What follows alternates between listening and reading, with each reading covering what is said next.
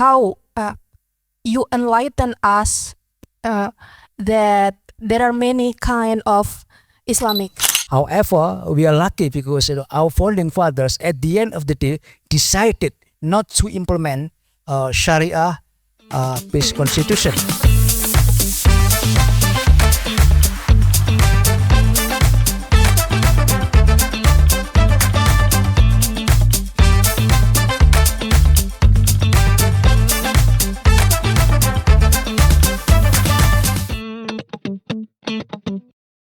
Thank you to the editors who already explains the motive and reason behind publishing this edited volume. Now I'm opening the time for discussion, for question, response, critical thought, and etc. And I would like to invite you if you have some ideas. Please raise the hand if you want.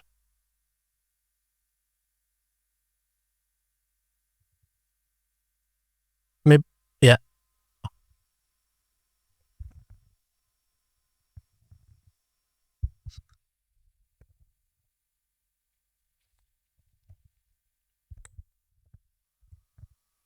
Thank you very much. I think this book is really significant and we have to buy.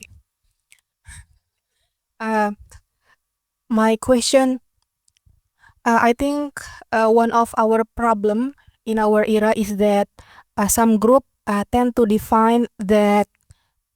have a single definition of what Islamic is. So for example, Islamic State is A, and other form of Islamic is wrong.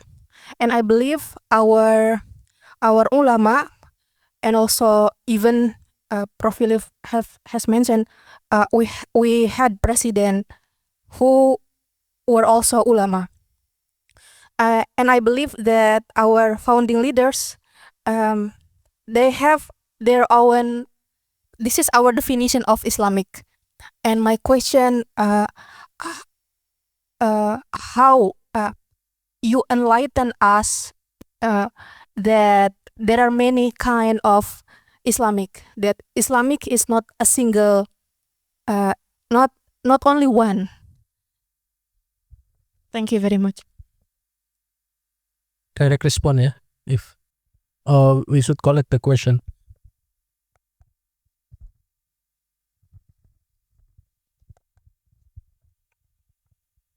Thank you. I forgot your name. Sonia here. Yes. There are a lot of interpretation toward Islam itself from the. Of course, this is very, very, very normal actually, because our interpretation, most probably our lecturer, our teacher, etc., and then even ulama has different perspective about, especially related to political Islam. I'm not related to Islamic teaching, theological especially. Even in theology, there are a lot of interpretation, and that's natural, normal. It's been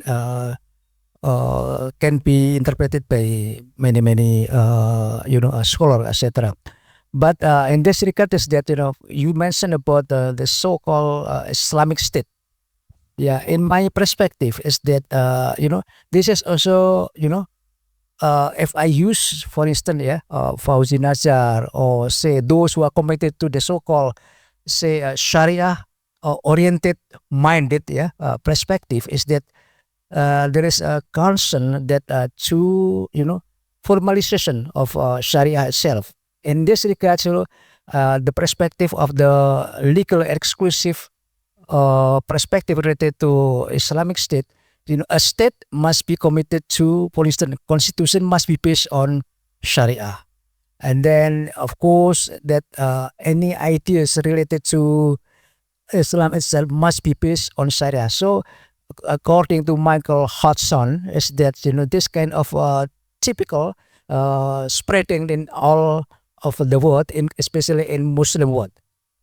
However, we are lucky because our founding fathers at the end of the day decided not to implement Sharia based constitution, and this is related to the deletion of 7 words in Piagam Jakarta, the Jakarta Charter, with the word believe in one supreme God with the obligation of Muslim adherents to implement Sharia. This 7 word was deleted, and this is the so-called gentleman agreements between nationalist leader and Muslim leader.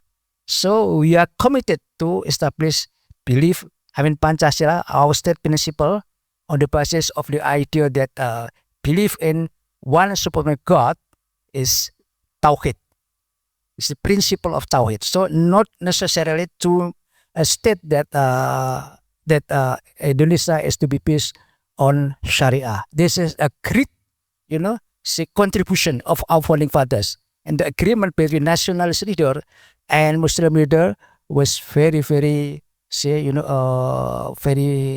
very important, very crucial in our historical development. Because from that point of departure, we are able to maintain, to borrow Cak Nur's words, that Pancasila, our ideological foundation, is becoming common platform on the word of Cak Nur Majid's Kalimatun Sawa.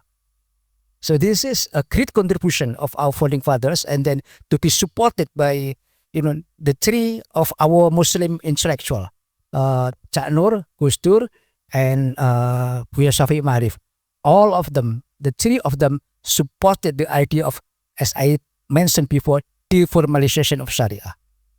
This is, a great contribution, as Pak Rector mentioned, that because of that, then we are until now, we are happy that Pancasila still exists, alive, and becoming common platform of Indonesian society. And this is different compared to, for instance, in Pakistan, which is clearly mentioned that Sharia to be based, Sharia is the base of our state constitution. In Indonesia, despite the fact that Indonesia is majority Muslim populace, but the fact is that Indonesia is not an Islamic state. We are, Muslim. We are committed to Islamic teaching, the Islamic theological underpinning. But what we are committed is that not strict legal and exclusive Sharia, but democratic and inclusive Sharia. Thank you.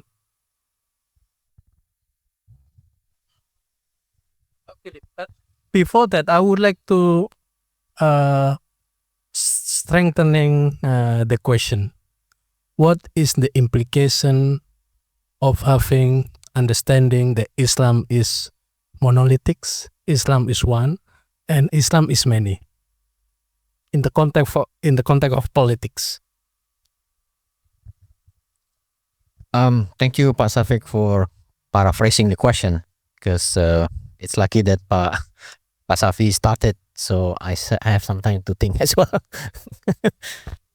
Number one, I think what we need to do is, or what we've been seeing in the context of Indonesia, I apologize for our foreign students, because this is very in Indonesian context. What happened during the preparation of our independence, those meetings among our founding fathers and mothers, right? That peaked at that speech by Sukarno, the would-be president at the time, that actually this month we are celebrating the month of Pancasila, right? And I think there's a copy of that here in the library, the transcript of the his speech at the very last day of the preparatory committee for Indonesian independence. And that was Sukarno, and he summarized the debates, previous speakers during that debates, Christian leaders, minority leaders, Muslim leaders, and so on. So he took the last stage, and then I think the example that we could have from that very moment was that in terms of how we're going to deal with the plurality of thinking in the context of here, how Islam is being practiced, is that intellectualism intellectualism is needed. At that time, I think Sukarno was powerfully arguing for the case of Indonesia being a plural society. And because the argument was so powerful, all the Muslim leaders agreed with him. On June 1st, there was the leaders of Muslim groups that upon hearing his speech, they were like, all right, this man is right, right? We could not argue more, right? Because he was not president yet, but he was so powerfully arguing for the case of Indonesia being a plural society with non-monolithic interpretation of any one religion. And if you are interested in looking at that speech, I think we do have copies of that speech in English and I think in Arabic as well. There are some copies here. Secondly, I think also, as I said earlier, normally I think I have friends in Muhammadiyah who are members of PDIP. Pak Safi'i call himself MUNU, Muhammadiyah NU. Well, we have friends in Muhammadiyah who's PDIP politician. They call themselves Marmut, Marhain Muhammadiyah, right? So I think this cross-cutting affiliations, secondly, is needed. So if we have cross-cutting identities, that would help us avoiding monolithic interpretation, not only about religion, but about many other things, about politics and so on. If we are thinking cross-group, and then that's what we call public sphere, right? If students of communication knows the Habermas and so on, public sphere as an arena where you can actually see what are the things and what you think, and then you will find balance, so on and so forth. So this cross-cutting identities actually has been the identity of many Indonesians. For example, you are Javanese, but you are a member of NU or Muhammadiyah. At the same time, you go to, for example, Catholic schools, and then you are living in a neighborhood who are that is probably predominantly non-Muslims and so on and so forth.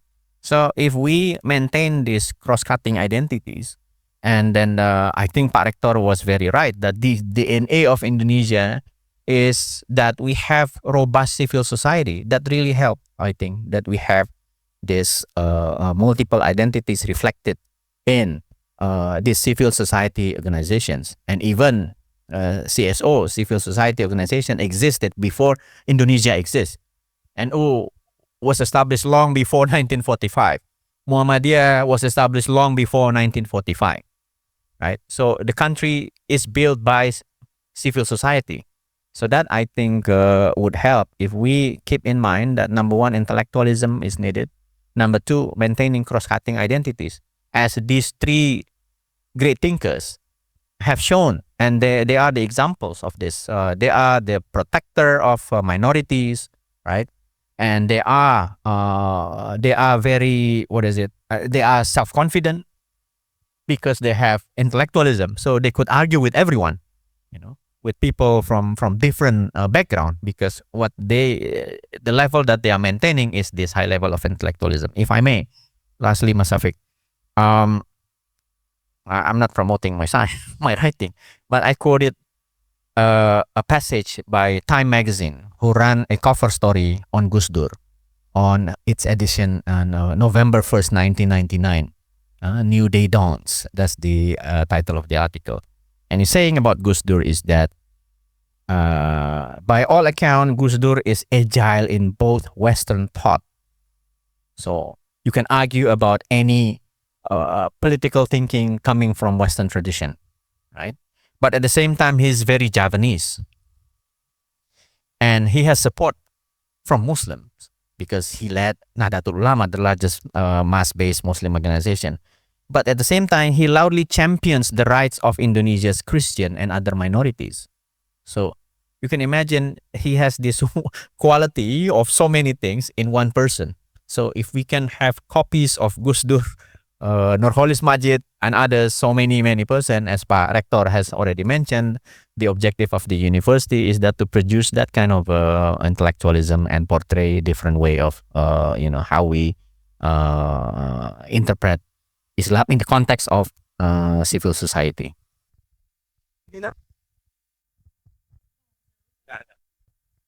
Yeah, forgive me if I misunderstood your question, but Islam can only be monolithic in its text, like the Quran. We have the Quran, but in order to be implemented in our daily life, we need to understand, to interpret, and the way we interpret can affect our implementation of Islam. Like what is being discussed by the three thinkers, there has been like two great divide in terms of the interpretation of the Quran. First is the textualists who argue for the formalization of the implementation of Sharia, and therefore they want to have an Islamic state with all the formalization of legal. Like for example, this tendency can be seen after the decentralization era, with the mushrooming of the Sharia-based regulation, requiring, like for example, the prayer together, the duha, the veiling, like that. And in the opposite side is the people who argue for the contextual approach, like what being promoted by these three great thinkers, substantive and contextual approach. Yeah. I think what Lutfi Ashokani has written is also good to see, and all of the thinkers and almost all the writers here in opposition for the formalistic Islam. And this remind me to what Muhammad Abduh tell us, that when he visited Europe, he saw Islam without Muslim. But in Egypt, there are many Muslims without Islam. This means that in Egypt, there is only like superficial label of Islam, but like in terms of cleanliness, justice, welfare, no. But in the West, in Europe, Islamic values are being implemented very well substantively. Yeah, I think that's all. Thank you.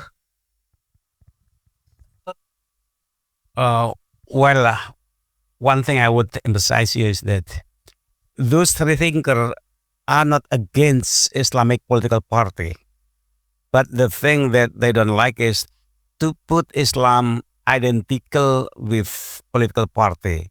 So to defend political party is not equal with defending Islam.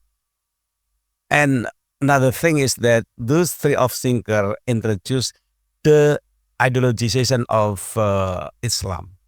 It was Islam under the monopoly of political party, but those three thinkers then put Islam from those prison of ideology, then became inclusive, large, and Islam was liberated from the prison of ideology. We took Islam, we learned Islam, we practice Islam in so many ways. The spirit of Islam, values, egalitarianism, gender, and so on and so on. As for ideology, it's focused on the power struggle. And Islam more than just power struggle. Therefore, after that time, when you come, you feel Indonesian society, Indonesian Islam is more relaxed, more open, more inclusive. And those thinkers are being Muslim with the secure feeling. Look at others not as threat. Because many Muslims look at others as an enemy, as a threat. But those three people, no, they don't look at others as a threat, an enemy. Because Islam is much smarter, higher quality than others. Why should put Islam equal with those? No. That's why I would say that those three thinkers liberated Islam from the hegemony and monopoly, those narrow ideology that's affiliated with certain political party in Indonesia at that time. Based on my observation, it's been 1.5 year I have been here. What I have seen is that Indonesian Islam is a blend of various influences, including local traditions and elements of westernization. Because Islam is one, but it is open to be interpreted by so many people according to the situation.